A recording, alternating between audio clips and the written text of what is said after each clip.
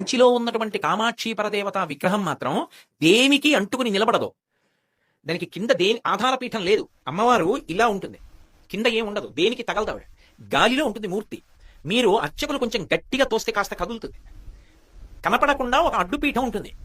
అది ఒకప్పుడు ఏమైందంటే ఆలయానికి కుంభాభిషేకం చేస్తున్నప్పుడు ఇప్పుడు ఉన్న కంచికామకోటి పీఠాధిపతులు జయేంద్ర సరస్వతి మహాస్వామి వారు ఆ పలక తీసి చూడండి అన్నారు. ఏమి లేదు, అమ్మవారు ఆధారం లేకుండా ఉంది, ఇలా గాలిలో తేలుతోంది విగ్రహం. ఆయన చూసి ఆశ్చర్యపోయి కొద్దిగా పైకెత్తండి అన్నారు. నాలుగు వైపులా పట్టుకుని కొంచెం ఇలా అన్నారు. ఒక్క అరంగుళం పైకి లేచింది అంతే.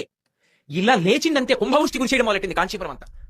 అస్సలు ఉత్తర క్షణం మీరు నన్ను నమ్మండి అంతే, నేను అంతగా కోటేశ్వరరావు గారు అబద్ధాలు ఆడాడు అని మీరు అనుకుంటే మీరు కాంచీపురం వెళ్ళి కనుక్కోండి. పోనీ కామకోటి పీఠాధిపతుల దాకా వెళ్ళలేమంటే శ్రీకార్యం సల్లా విశ్వనాథ శాస్త్రి గారు అక్కడే ఉంటారు మూడో ఇంట్లో, మీరు వెళ్ళి అడగండి విశ్వనాథ శాస్త్రి గారిని. ఒక అరంగుళం కదిలింది కాంచీపురం అంతా కుంభవృష్టి కురిసేసింది.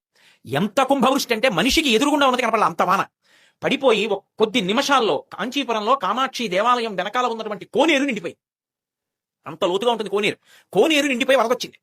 పరిగెత్తుకొచ్చి పీఠాధిపతులకి చెప్పారు, అయ్యా వెనక కోనేరు కూడా నిండిపోయిందని. ఇప్పుడు కిందకి పెట్టేయండి అన్నారు. మళ్ళీ ఏ అంగుళం పైకెత్తారో దాన్ని మళ్ళీ అలా కిందకి దింపారు, అంతే వాన అయిపోయింది. ఇది యథార్థంగా జరిగింది ఈ మధ్యనే కుంభాభిషేకం జరిగినప్పుడు. కామాక్షి పరదేవత ఏ పీఠం మీద కూర్చుని ఉండదు ఆ తల్లి, అలా లేచుంటుంది. ప్రపంచం మొత్తం మీద అటువంటి తల్లి లేదు ఇక, ఎందుకంటే ఆవిడ సజీవమైనటువంటి తల్లి, అదేదో విగ్రహం కాదు.